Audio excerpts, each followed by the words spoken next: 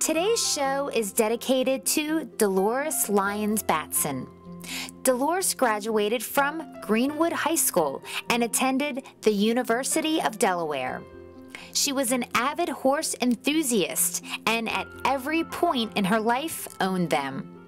She grew up in a harness racing family. Her father, Luther, drove the legendary pacer Adios Harry to world records.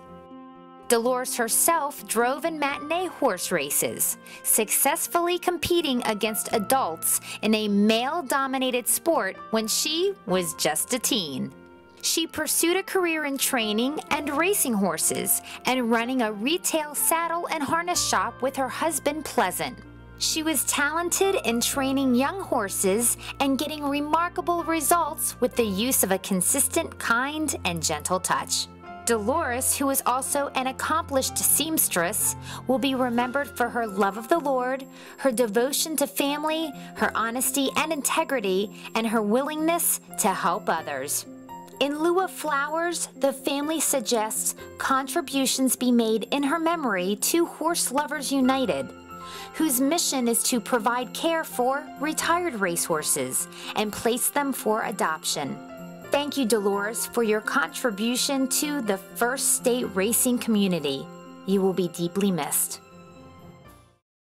Welcome back to Post Time. Maddy Lester joins us on the show now, and I wanted to have Maddy on the show because she is the next generation of our sport and of horse lovers around the world and animal lovers. Okay, Maddy, tell me a little bit about yourself. How old are you and where do you live?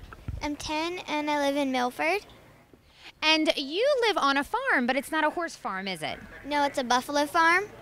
Tell me a little bit about that. Is your family into that? Yeah, my whole family's into it. A lot of us do the meat and the breeding for it. Now you also have a horse, though, I heard, right? His name's Storybook. He's a bay appendix. Okay. Now, the interesting thing about her horse being named Storybook, you did not name him, is that correct? Yeah. That's why it's interesting. It's very ironic because you write stories, correct? Okay. Tell me a little bit about your writing experience. What do you do with your writing?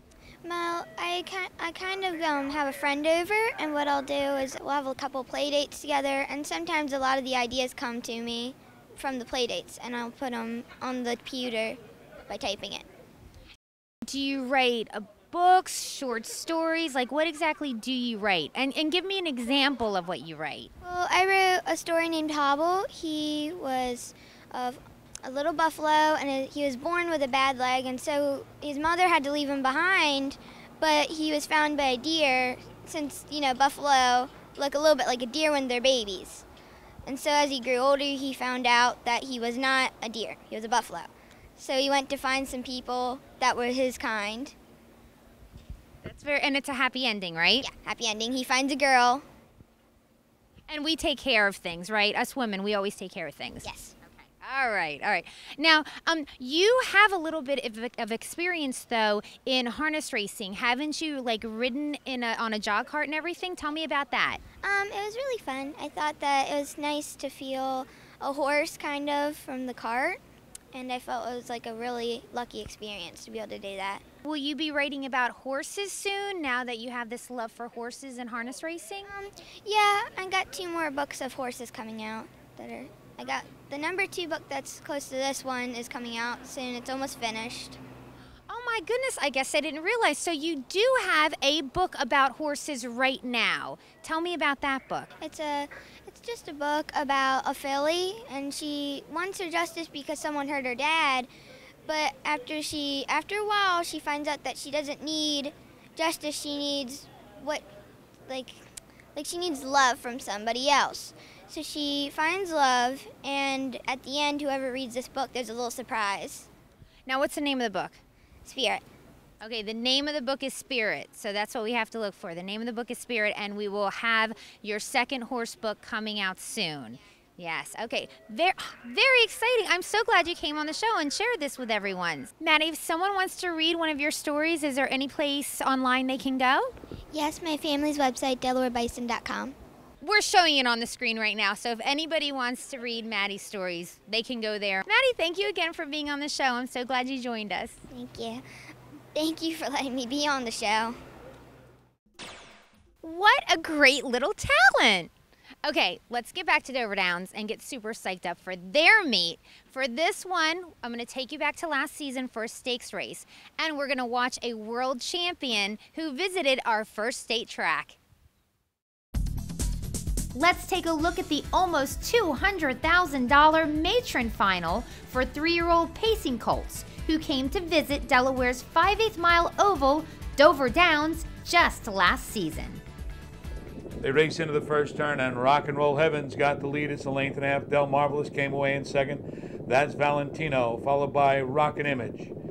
The trailers are Dreamland's Art and Windfall Blue Chip.